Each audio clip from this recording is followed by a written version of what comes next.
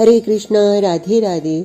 हम सभी साधक श्री सुदर्शन सिंह जी चक्र द्वारा लिखित पुस्तक नंद नंदन का श्रवण कर रहे हैं। आज का प्रसंग है माता रोहिणी। दाऊ का जन्म। तप्त कांचन वर्णा किंचित कृश, उच्चकाय माता रोहिणी सहज स्वभाव से महारानी है। इनके आकर्ण सुविस्तृत खंजन दृकों का संकेत सभी के लिए अलंघनीय है। इनके भव्य भाल पर आकुंचन नहीं आवेगा, इनकी सहज बंक भ्रुकुटी टेढ़ी नहीं होगी और इनके स्वर का हंस कूजन रव कभी कठोर नहीं बनेगा, नहीं बना। किंतु इनका सस्मित संकेत भी कोई उपेक्षित करने का साहस कहाँ से लावेगा। ये अमित महिमामयी तो सबके अंतर पर ही शासन करती हैं।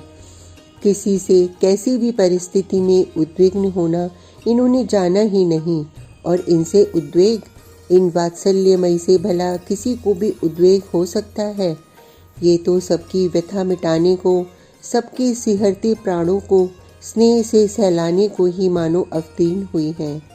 इनसे संकोच न शिशुओं को कभी हुआ न वृद्धों को। वृद्धाएं और बालिकाएं वधुएं तक इनका निस्संकोच स्नेह पाती रहीं, और इनसे ही सब अपने अंतर को अनावरित करके सब कुछ कह पाती हैं। इनके लिए एकांत और अवकाश दुर्लभ है, किंतु कभी कुछ क्षण मिलते हैं तो ये अपने आप कुछ मंद स्वर में कहने लगती हैं। इनका यह आत्मकथ्य बहुत प्रकट होकर भी अत्यंत गुह्य है। क्या है वह? मैं अपने आराध्य के चरणों से दूर कहीं जाना नहीं चाहती थी। कंस ने देवकी के साथ उन्हें कारागार में बंदी बना रखा था, किंतु मुझे उन तक जाने की सुविधा प्राप्त थी। मैं जाती थी तो बेचारी देवकी को आश्वासन ही मिलता था और स्वामी की सेवा का सुअवसर मिलता था मुझे। मेरी सब सपत्नियां स्वामी की आज्ञा से मथुरा त्याग गईं। कोई दुर्गम गिरी गुहाओं में और कोई अगम्य अरण्यों में आश्रय लेने को विवश हुई। कोई अपने पितृगृह नहीं गईं। विपत्ति में कोई किसी का नहीं होता, और अपने पितृकुलों को कंस का कोप भाजन बनाना उचित भी नहीं था। विश्वस्त सेविकाएं और परम पवित्र विप्र सहज स्नेहवश उनके साथ गए। किसी प्रकार सभी को संकट के दिन काटने थे। देवकी की सगी बहनें उन विचारियों की तो पीछे सुधी रखें, ऐसे कोई भाई नहीं थे। मैं जानती हूँ कि कंस का साहस हस्तिनापुर के शासन से शत्रुता करने का नहीं है।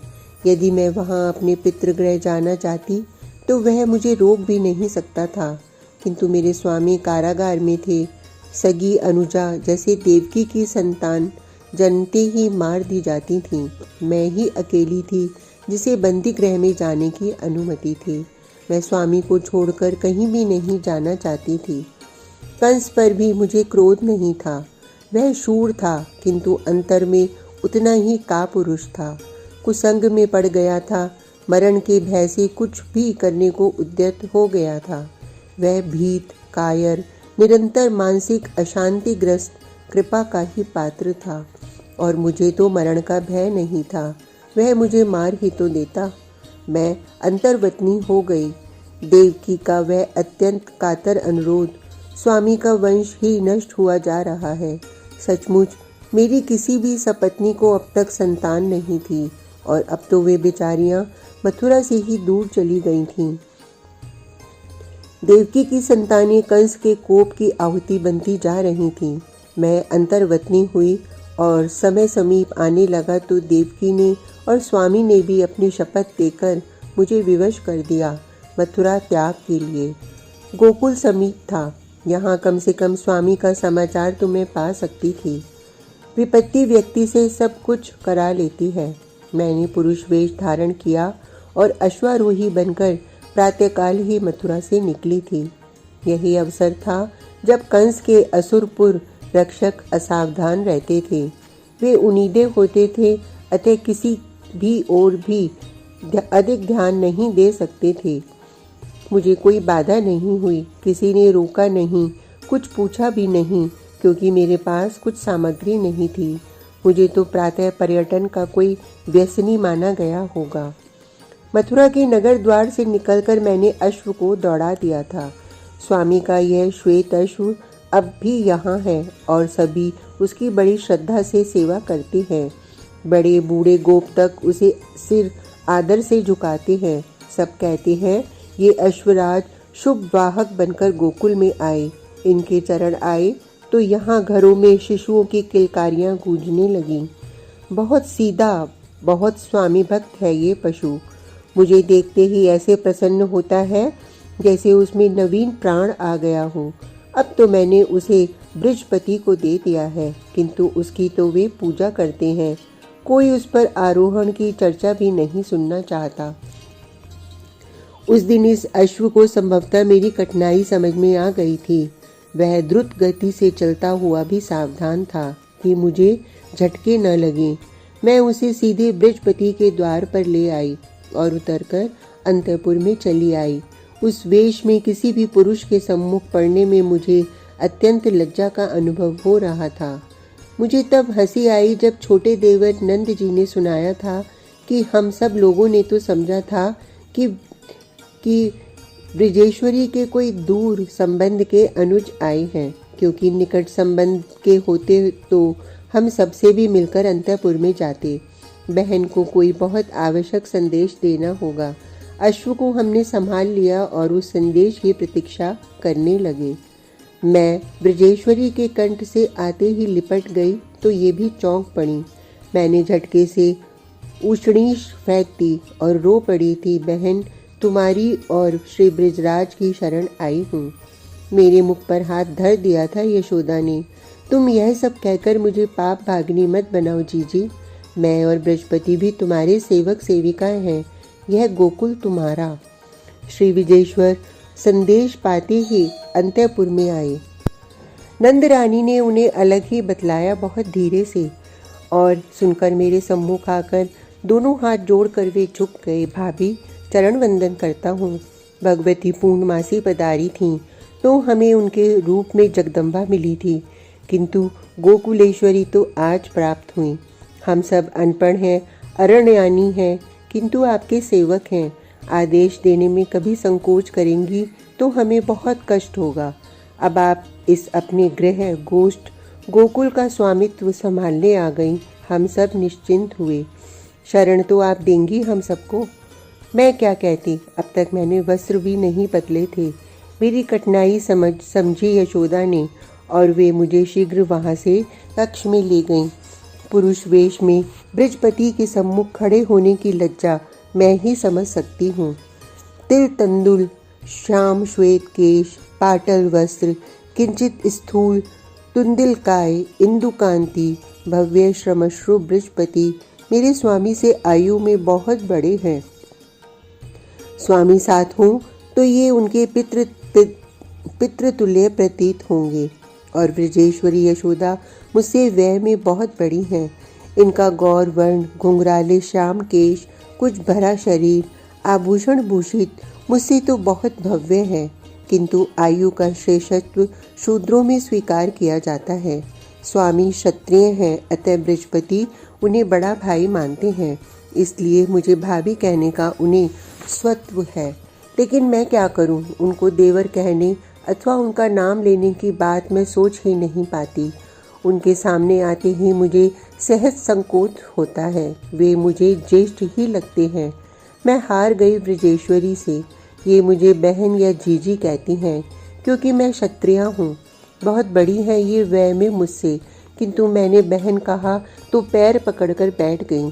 जीजी तुम नाम नहीं लोगी तो मुझे लगेगा कि तुमने मुझे अपनाया ही नहीं है।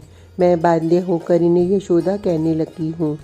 मेरी अपनी दुर्बलता है और मैं स्वभाव से शासिका हूँ। स्वामी के घर में भी जब वह घर वैभव संपन्न था, समस्त व्यवस्था का संचालन मैं ही करती थी। सेवक सेविकाएं और सब सपत्नियां केवल मेरे आदेश का पालन करते थे। अब यहाँ गोकुल आने पर भी मैंने यही प्रारंभ कर दिया है। बृहस्पति तो अत्यंत विनम्र है ही, इतनी बड़ी व्यय की होकर भी यशोदा अनुजा हो गई हैं। इन्होंने सब व्यवस्था मुझ पर छोड़ दी है और अपने को मेरी आदेश पालिका बना लिया है। मेरे बहुत मना करने पर भी बृहस्पति ने उसी दिन गोकुल में आने का महोत्सव मना लिया। गोपों और गोपियों ने मुझे उपहार अर्पित किए। यह एक प्रकार से अच्छा भी हुआ, क्योंकि इस प्रकार मैं प्राय सबसे परिचित हो गई। उस एक ही दिन में मैं गोकुल में ऐसी हो गई जैसे जन्म जन्म से यहीं की, इसी परिवार की हूँ। किसी एक ने भी तो मुझे अपरिचित मथुरा से विपत्ति के कारण आगता नहीं माना।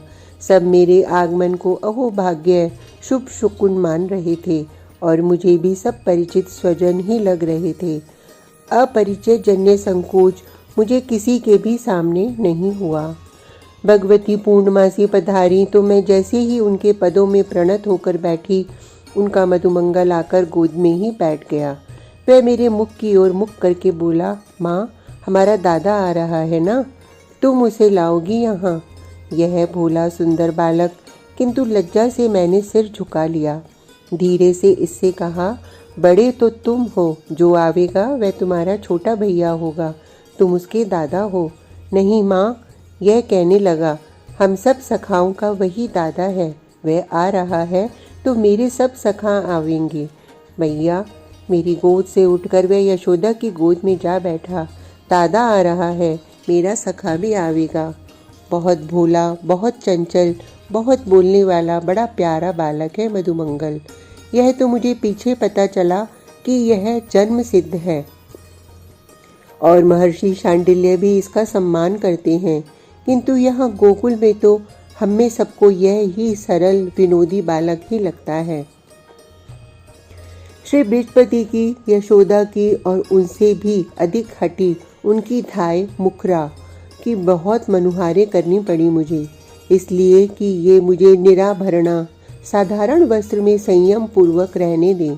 मैं स्वामी से दूर हूँ, वैसे ही शास्त्र प्रेषित पतिका के लिए सादगी संयम आवश्यक मानते हैं और मेरे स्वामी तो कारागार में हैं। अंतर्वतनी को उपवास नहीं करना चाहिए। यशोदा मुझे कोई व्रत नहीं करने देती।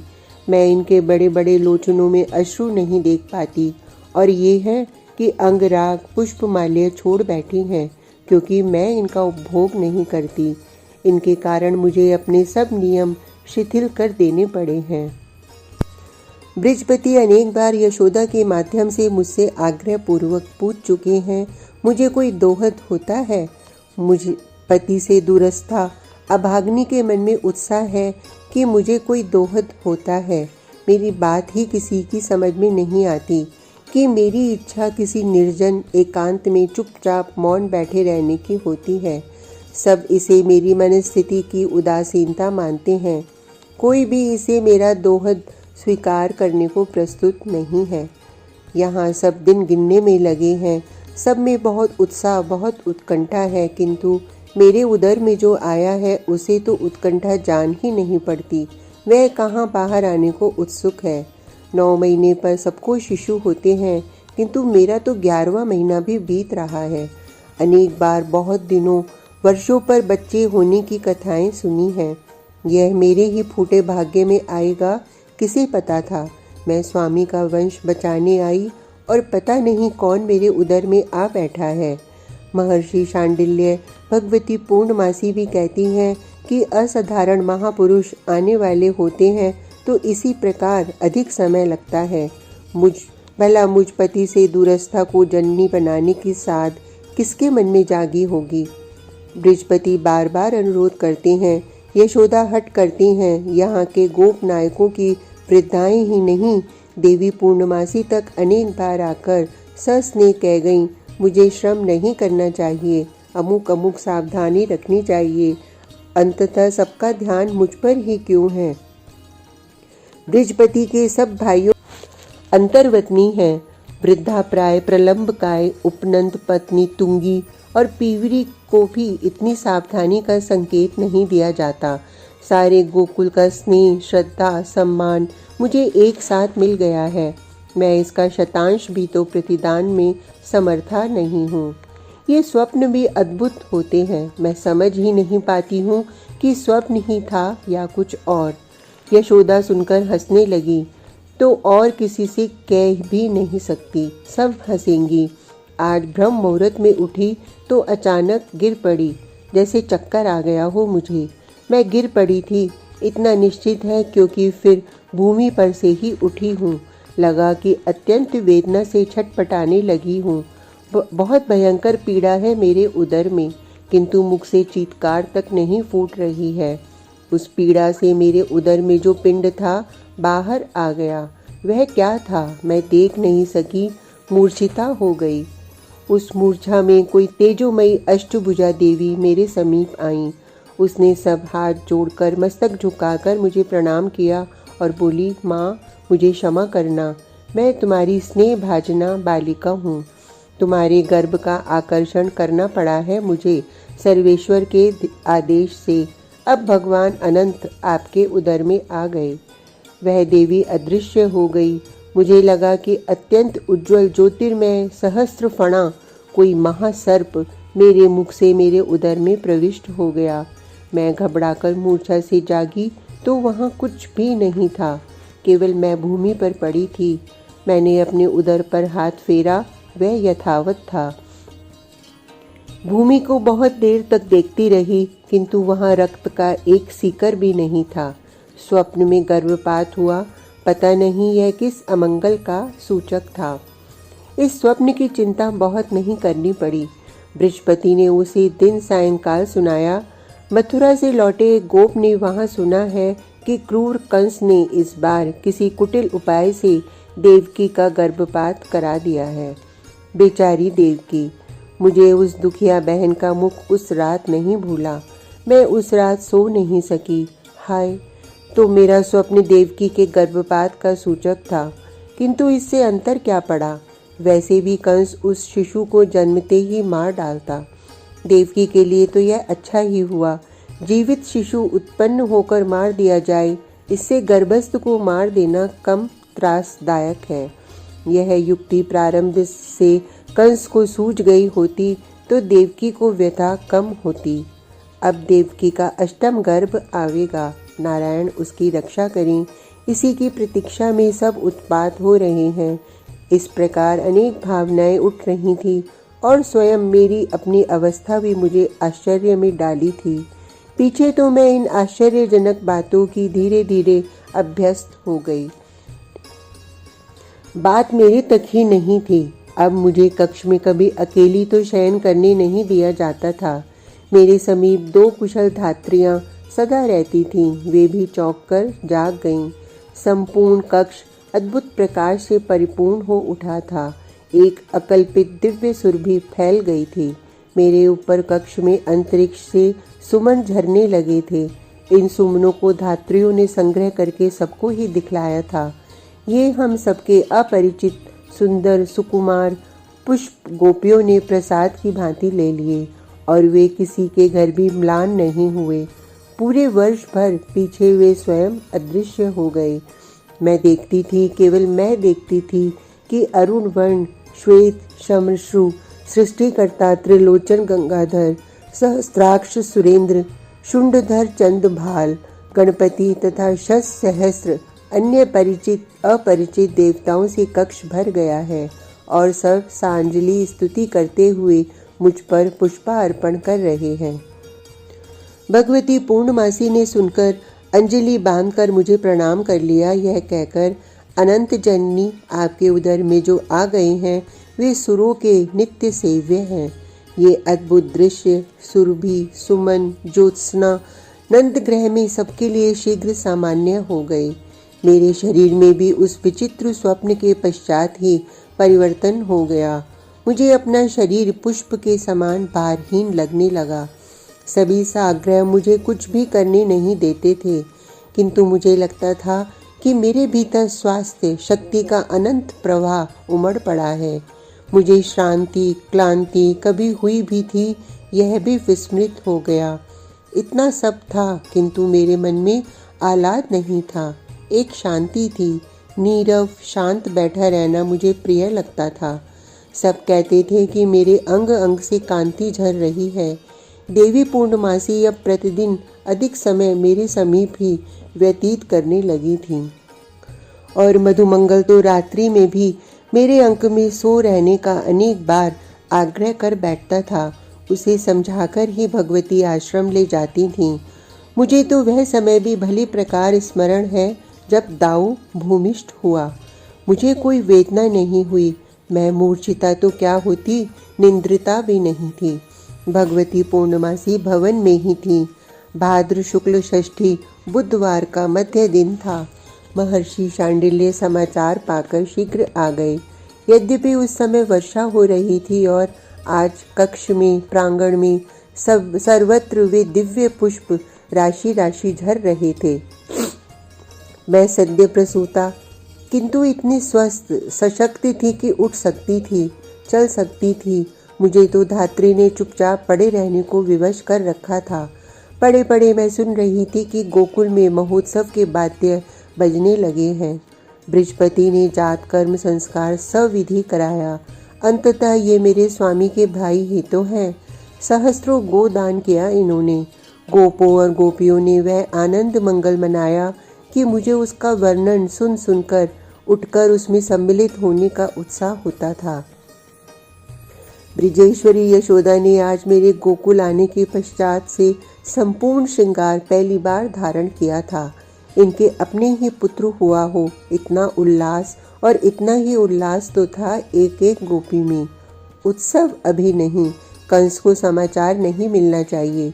मैंने बृहस्पति को, उपनंद जी को और अन्यों को भी उच्च स्वर से कहते सुना, किंतु सब नृत्य कर रहे थे। वृद्ध उपनंद तक और वाद्य गगन गुंजित कर रहे थे। यह इनका उत्सव नहीं वाला उत्सव था।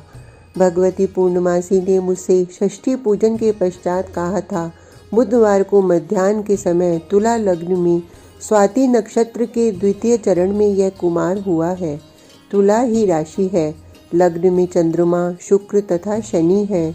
कर्क में गुरु दशम में, सिंह का सूर्य एकादश में, कन्या का बुध द्वादश में, मकर का मंगल चतुर्थ में, सिंह का राहु एकादश में तथा कुंभ का केतु पंचम में है। मंगल, बुध, गुरु तथा शनि उच्च के ये 4 ग्रह हैं। सूर्य, बुध, शुक्र स्वग्रही हैं। यह अति मानव, नित्य योगेश्वर, सर्वगुरु, सर्वसद गुणैक धाम है तुम्हारा शिशु।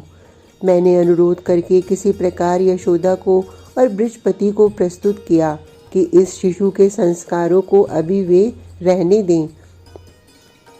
इतने पर भी इसकी बरही, भूमि स्पर्श, दुग्धपान संस्कार उन्होंने संपन्न कराए।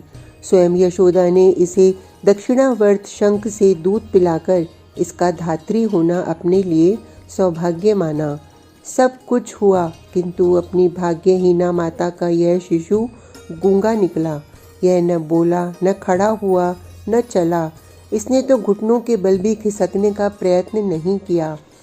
गोपियाँ, यशोदा सब हार गईं इसे खिलौने देकर और हंसाने की चेष्टा करके, किंतु यह एक बार भी तो नहीं मुस्कुराया। पलने में भी तो इसने हाथ पैर नहीं उछाले। जहाँ धर दो लेटा या बैठा रहेगा। दूध पिला दो तो ठीक, न पिलाओ तो ठीक। इसने हंसना नहीं जाना तो रोना भी नहीं जाना।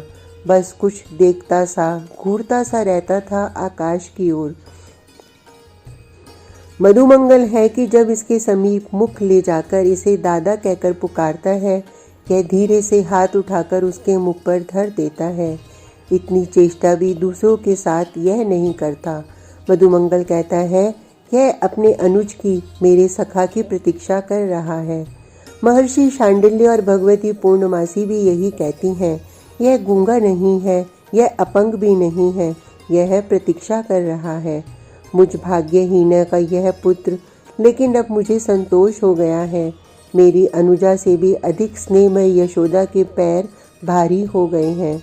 बृहस्पति के कुमार हो जाए तो यह उसका गूंगा अग्रज भी मेरे लिए अहो भाग्य। आज का प्रसंग इतना ही। कल तक के लिए हरे कृष्णा, राधे राधे।